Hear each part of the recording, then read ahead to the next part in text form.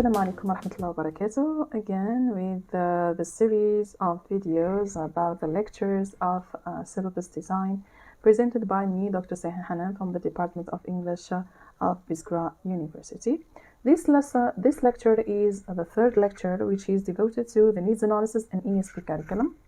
In this lecture, we try to talk about the needs analysis, the information to gather about the students' abilities, deficiencies, desires, wants.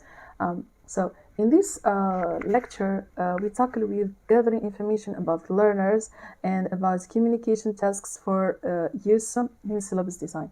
So needs analysis, also known as needs assessment, has a vital role in the process of designing and carrying out any language course. The purpose of needs analysis is to identify the gap between what students are able to do and what they need to be able to do. It is like to try to give a the prerequisites of students' abilities to use the language, to learn. Am I going to start directly talking about different things or the content of the syllabus, presenting lectures, presenting lessons like this without knowing what my students are in need? No. Here, let's say it became, an important step before designing a syllabus. I should know my students' abilities, my students' needs to consider them in designing a syllabus. So what is more about needs analysis? So it is related to the necessities, which are what learners must know, the necessities, to the lacks of in students' abilities, what learners doesn't know, and the wants, which are what learners feel they need to know. So when I talk about needs, I am going to talk about needs analysis. It is, let's say, it is a section that is very important whenever we want to design a lecture or lesson or a course in general. Needs analysis was introduced in language teaching through ESP movements in the 1960s. Needs can be requirements, can be demands, expectations, constraints. Needs, normally they are of, let's say, high scale and of low scale. So high scale, so what is more important and or most important than to the less important, then to from the most important to the less important skills or needs to be developed. Also, here needs among the needs analysis is to talk about the situation analysis, which is related to the environments of the students, where he is studying, what are the available sources or materials used to develop or to fit the students' needs in terms of designing the course for them. When we make a needs analysis, we are going to try to collect information about our students using questionnaires. We can use interviews, we can use tests, so we can use an observation, we can make we take learners' diaries, we can use case studies to generalize, and so on and so forth. So all of these are related to needs analysis. So needs analysis, we can say that according to Hutchins and Waters, who argue that language course should be based on needs analysis. Any language course should be based on needs analysis. And needs analysis is fundamental to an ESP or an AIP approach to course design. Many ESP scholars and practitioners suggest that TSA, or what is called the target situation analysis, and PSA, which is the present situation analysis, are the fundamental components for assessing language needs of learners. So according to this, here we have to know our students' abilities, deficiencies, before going to the course implementation. So here we move to talk about let's say the main components of needs analysis. Needs analysis is based on two main, let's say, elements, which are the target situation analysis, which is a term used in the 1980s by Chambers, which means the target situation analysis is a form of needs analysis which focuses on mainly identifying the learner's language requirements in the occupational or academic situation they are being prepared for. Robinson also, from another angle, talked about needs analysis in 1991 He argued that it focuses on students' needs at the end of a language course, which can be called TSA, Target Situation Analysis. Before moving to this, normally we should make what is called the present situation analysis. We cannot get to the target without moving or without departing from present situation analysis. So present situation analysis, according to the same scholar, he said that it seeks to establish what students are like at the start of their language course. We should investigate the strengths and weaknesses of the students' needs. Okay, what is a gap and what is, let's say, good in them. So if they are able to write paragraphs, why am I going to teach them paragraphs? We are going to move to other things, despite the fact that these can be not required in the course. I may even omit, drop out some lessons because my students need other things, not those things that were already designed. So, and needs analysis is of a very important, let's say, position in the design of any course, especially in language teaching. So, here we are going to see as if just a brief account about the ESP developments. So since 1960, in the 1960s, English for specific purpose, this field of research has been progressively growing and has eventually came to play a major part in English language teaching, ELT. ESP curriculum development is basically the process of planning and implementing a certain curriculum in the same way a language curriculum is regarded as the various tasks and materials combined in one design. So needs analysis and ESP, they are, let's say, the two, they are working in the same field. We cannot say that ESP, it goes without needs analysis. So needs analysis is the main step to design a course for English as for a specific purpose, for business, for medicine, for any field, at work, in academia, so in all fields. So we need to make needs analysis in order to teach English for specific purposes. Now we move to another thing which is also related to ESP, which is according to scholars. So ESP, according to Litvak, stated that ESP curriculum is a specific one and that there are certain steps to be followed in developing ESP curricula, such as analyzing learners' needs, designing authentic material, finding relevant and appropriate discourse, designing the language activities and tasks, re-editing the design, and finally piloting and evaluating the material. So all of these things are part of what is called ESP curriculum. There is a kind of, let's say, adapting, modifying, developing, changing, dropping out, adding things, omitting things. So this is a ESP curriculum, but its main focus is that it is a specific curriculum that goes through, let's say, very crucial, let's say, steps to arrive at developing learners' needs. Okay.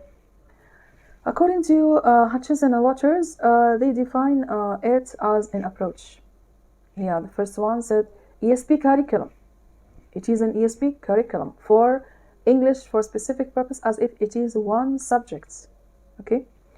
In ESP, according to Hutchinson, it is an approach. ESP is an approach. So there are, let's say, contradictory, completely different, let's say, definitions of ESP. It's an approach to language learning, and it is based on learners' needs.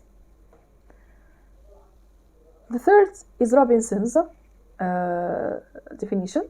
He classified ESP as a particular course. You see, Robinson said it is a course. Hutchinson Waters said that it is an approach. Litvak said it is a curriculum. So they differ totally.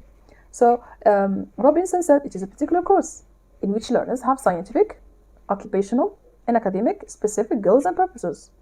After 2 years, he said that it is a type of ELT. Another definition by the same person.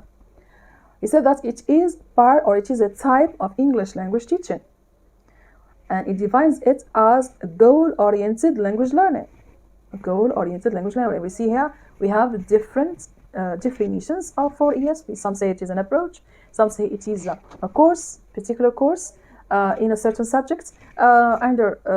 Robinson said it is, in other writing, he said that it is a type of ELT. Yet Litvak, the previous one, said that it is a curriculum, a whole curriculum. So when you study English for a specific purpose directly, you start with. Here, we move to Robinson's division of ESP. He divided it into the following 3 main types. He said that we have English for occupational purpose, and we call it ELP, English for academic purposes, which is EAP, and English for science and technology, which is EST. Not only this, we have also the following tree diagram of ELT and assumptions about the place of ETP, which is within ESP. Here, this is another division of ELT, English as a mother tongue. Here, for example, we Arabs, we can study in Arabic language, despite the fact that it is our mother tongue, and we are studying Arabic in all the levels, from the primary school to the high school, middle school, high school, and at university too. Also, English as a foreign language and English as a second language, and what is applicable to the first one can be applicable to the second one, EFL or ESL. GE, which is the general English, to study English just to know what to say, good morning, good afternoon, etc. Or we study ESP, so we study general English or we study specific English. So English for specific purpose can be EAP or ELP. According to this division, EAP, it is English for academic purpose, and English for occupational purpose. So English for the studies, for the research, for the academic purpose, this is what we mean. And ELP, it is the English that we use at workplace. So EST is the English for science and technology. EBE is English for business and economics, and we can find them also in English for occupational purpose, but here it is for research and for studies. Yeah, the other one is for workplace. So EMP, it is English for medical purpose, and other fields of academic studies we call them ETP. We have also EWP, which is English for professional purposes. It is like English for medical, legal, administrative, business, and other purposes. The same, but for English for academic purpose, but they are used for workplace. So English for vocational purpose, it can be for pre-vocational and for vocational English. So these are divisions of English for specific purposes. Yeah, here we can say that the ESP language, which is based on the necessities, the lacks and wants, is getting developed. Okay, and here these divisions are not similar, but all of them, they focus on the fact that the needs analysis is the only, let's say, important link, or let's say point of interest in deciding what to teach and how to teach. So we move now to let's say the major factors affecting syllabus design. We have the social factor. Of course, we have to take it into account: the community, the society, the business, politics, parents, citizens. So if I'm dealing with people who are all of the same situation, for example, in Algeria, in the classroom, we find all of them Algerians, but this is not the case. We're talking about other universities abroad, where we can find students from different nationalities, okay, from different races, with different traditions, with different religions, with different, let's say, backgrounds, cultural backgrounds. So we cannot here, when we talk about needs analysis and DSP design, course design, it's very important to take this into account.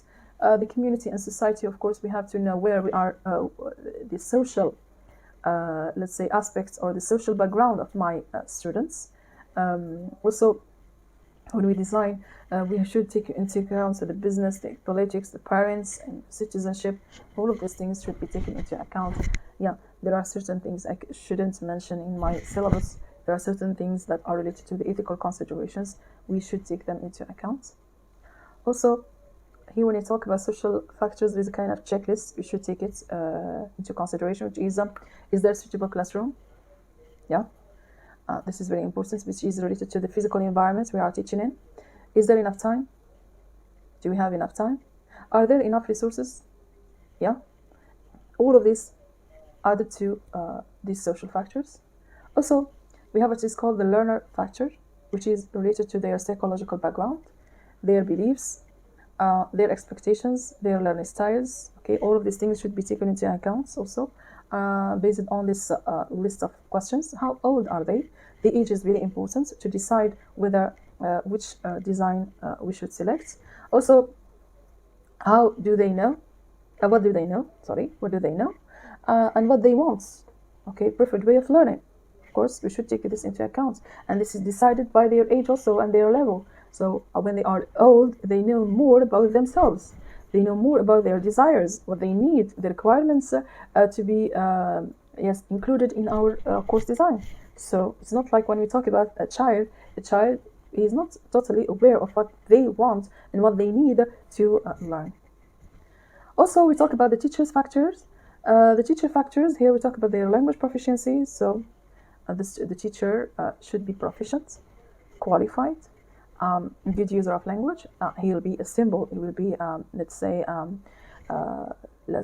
reference. Okay, in their pronunciation, their knowledge, their let's say in all of his profile. His experience is very important. Okay, his skills, his qualities.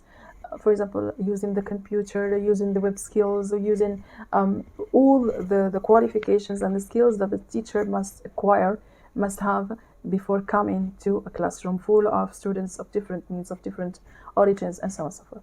So the teaching style and strategies are very important. So the teacher must be aware and must be a qualified person to go to the classroom. And here we should take into account if the teachers, are they trained? Are they confident? Do they have time to prepare? This is a very important point. Do they have time to prepare before coming to the classroom? So these are in general major factors affecting syllabus design. What should be incorporated in the syllabus? This is another point which is very important. So the selection and gradation, what to teach and what order. Yeah, what to teach, the selection of the contents, and what to start with and what to end with. And we make this gradation of the elements of the components of our course.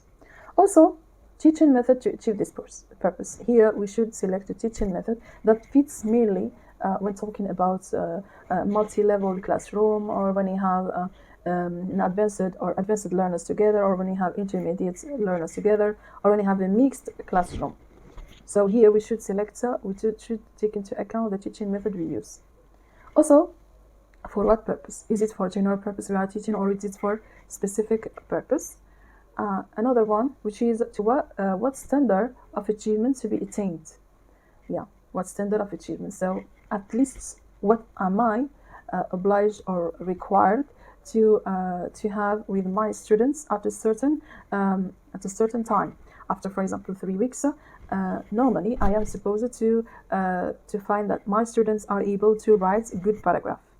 Okay, so these are standards of achievements that I'm going to attain by the end of a certain piece of instruction, or by the term, or so on. What information about the learners? This is the learner's profile, which is based on the needs analysis. So we have to have a profile of our students, at least the majority of them, in order to design a syllabus. This is using this needs analysis by using interviews or questionnaires, give them warm-up activities. So we try to know about our students' levels. What did they see a year ago, if we talk about second year, third year, and what they are expected to see, what are their desires also. This is very important, especially when talking about students who are at a certain level. They are aware of what they are doing in university or high school or primary school or middle school.